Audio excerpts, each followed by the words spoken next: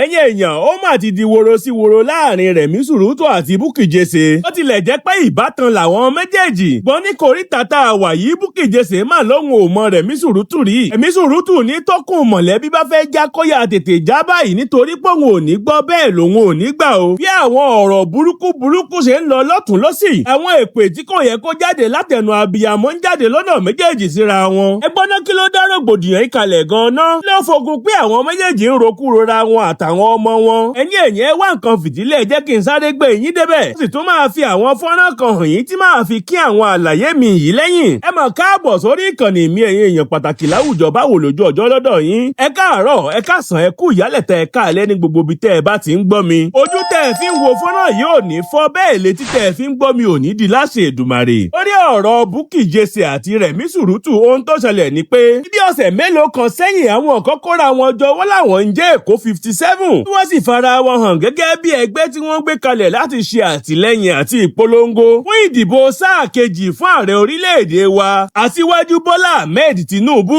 Ọ̀pọ̀lọpọ̀ àwọn òṣèré àti àwọn gbajúmọ̀ ilẹ̀ wa ló sì wà nínú ẹgbẹ́ yìí. Tí Remi Surutu sì jẹ́ kan gbòógì nínú wọn. Níbi ìpolongo tí wọ́n ń ṣe fún ààrẹ Bọ́lá Ahmed Tinubu ni Remi Surutu ti sọ àwọn ọ̀rọ̀ kọ̀ọ̀kan tó bí Bukky Jesse nínú. Pàápàá jùlọ àwọn ibi tí Remi ti sọ pé òní kọ́nà ti ń bú òun nítorí àtìlẹ́yìn tóun ṣe fún olóṣèlú. Ó látọjọ́ tí wọ́n ti ń bú òun sì ní kò pààrọ̀ orúkọ òun bẹ́ẹ̀ ni kò tún run kankan lára òun. Ó ní ààrẹ Bọ́lá Ahmed Tinubu ṣe dáadáa làwọn fi ń ní kó ṣe sáà kejì. Remi Surutu ní tẹ́ ẹ bá ní Tinubu ò ṣe dáadáa ẹ lọ mọ èèyàn kan wá nínú mọ̀lẹ́bí yín ó máa ṣe dáadáa ju Tinubu lọ. Wọ́n ọ̀rọ̀ wọ̀nyí mà ní Bukky Jesse ló bí òun nínú. Ó láwọn ò sọ pé kí Remi má tẹ̀lé ẹni tó bá fẹ́ tẹ̀lé. Gbọ́ kó má jáde láti wá ṣe ìpolongo fún ààrẹ Bọ́lá Ahmed Tinubu. Níníṣe ló fẹ́ ṣì àwọn èèyàn lọ́nà. Nítorí ọ̀pọ̀ nínú àwọn tó ń tẹ̀lé àwọn gbajúmọ̀ ilẹ̀ wa ni kò mọwọ́ ọ̀tún yàtọ̀ sí tòsì. Ní Remi ṣe máa ní Tinubu ṣe dáadáa pẹ̀lú bí wọ́n ṣe ń pa àwọn èèyàn káàkiri orílẹ̀-èdè Nàìjíríà lọ́wọ́ tá a wà yìí. Bukky Jesse ní ohun tó bí òun nínú tóun fi jáde fún Remi Surutu ní bí àwọn agbésùmọ̀mí ṣe lọ pa àwọn èèyàn ní Jos. Tóun sì rí fídíò abiyamọ kan tó fa òkú ọmọ rẹ̀ mọ́ra tó sunkún kíkorò lé lórí. Bukky Jesse ní ìgbà tóun rí fídíò ìyá ara abiyamọ ta òun lòun fi jáde. Wọ́n sì bẹ̀rẹ̀ sí ní sọ oríṣiríṣi àwọn ọ̀rọ̀ burúkú sí Remi Surutu. Kódà àwọn ọ̀rọ̀ tí kò yẹ ká máa gbọ́ látẹnu abiyamọ. Bí ká máa fi kú ọmọ yọ abiyamọ míì tàbí ká tún máa rokúru àwọn ọmọ rẹ̀ tó wà nílẹ̀ ló jáde lẹ́nu Bukky Jesse. Wọ́n ọ̀rọ̀ wọ̀nyí ni Remi Surutu gbọ́ tó fi jáde sórí ìkànnì ayélujára TikTok rẹ̀ lánàá. Òun náà sì fèsì báyìí pé.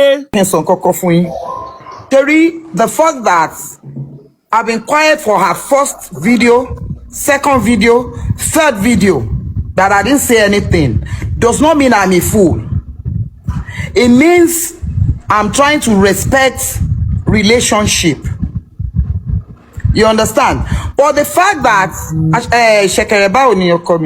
the fact that she still went ahead and said àgbọ̀n lòun ọmọ òun ti kú ìgbà tí ó máa lọ ń ta sí gbogbo èèyàn káàkiri ó máa ń rọ́lu àwọn èèyàn káàkiri but èmi Olúwarẹ̀mílẹ́kún wàláì tí ẹ ti bàjẹ́ because what will make you support one party and you will think I don't have that right or you want me to chicken out of life because you want to say rubbish I am never going to take it. Mi ní gbà láíláí táyé máa fi parẹ́. Kó máa sọ fún mi pé mi àgàn all the time is unacceptable. Ojú ẹ̀ dẹ̀ máa rí mẹ́wàá. Ojú ẹ̀ ó máa rí mẹ́wàá. Kọ́ máa táàgì ẹ̀ Bukky Jesse kọ́ táàgì ẹ̀. Mo ò ránṣẹ́ o. Mi ò sá fún. Mi ì chicken out fún. I just show that I don't have time for bastard. Thank you so much. Bastard people like that. That's why I've been quiet. But ó wá ń dùn mọ́ eyín ẹ̀ yamayama ẹ̀ wá feel pé òun kàn lè máa bọ́ta èmi ẹlẹ́ẹ̀kẹ́ ìbú ni mí tó bá bú mi mo máa bú ìyá ẹ̀ dákú mi ránṣẹ́ but mi ò kàn fẹ́ kó gbẹ́wò orí burúkú tó ti gbé wọ̀ láyé ẹ̀ mi fẹ́ kó gbé wọ èmi because òun ayé ẹ̀ ti bàjẹ́ àwọn máa ń jà everyday online èmi ò ń jà nítorí nǹkan tí mi ṣe fẹ́ dá lóhùn nìkan tó wá sọ̀rọ̀ á dáhùn èmi náà dáhùn á sọ̀rọ̀ èmi náà dáhùn mi ìfẹ́ dá lóhùn but eléyìí will be the first and the last warning for her. She should just get it straight in her head that I am not part of what she's saying. I am well lettered, I am well trained from home. Òun lọmọ olórí burúkú even àwọn siblings ẹ̀ nígbà tí mo pè wọ́n gbogbo wọn sọ pé àwọn kọ́ lọ́mọ ni àwọn ò kí má tiẹ̀ pé má wọn pé olórí burúkú èèyàn ni. How can you bú yàn títí débi kó fọmọ bú nígbà táyé ẹ bá ti parẹ́ tọmọ ẹ wà lẹ́wọ̀n must you máa fi ọmọ bú àwọn èèyàn ni.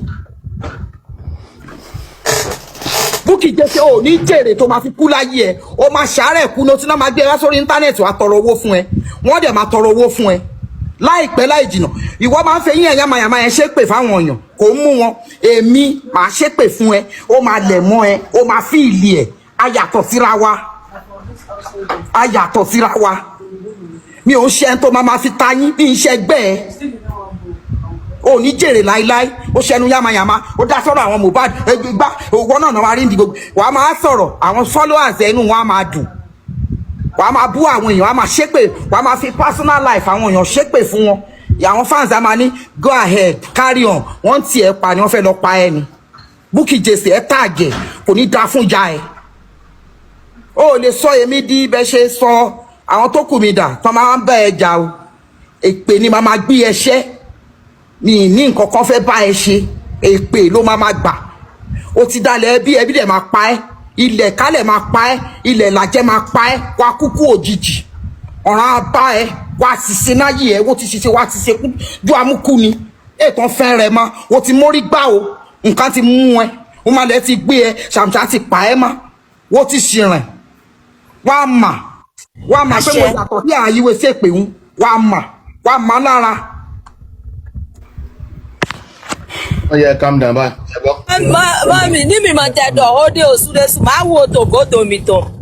Le mo ko to e ma si gan mo gbe me bro, nu le bi ko wulu ne. Ajapa lu mi ju edo. Ṣé pé lé mi lájàṣẹ fún ẹ tí ò bá jẹ́ kó lọ́mọ àlè ni mí.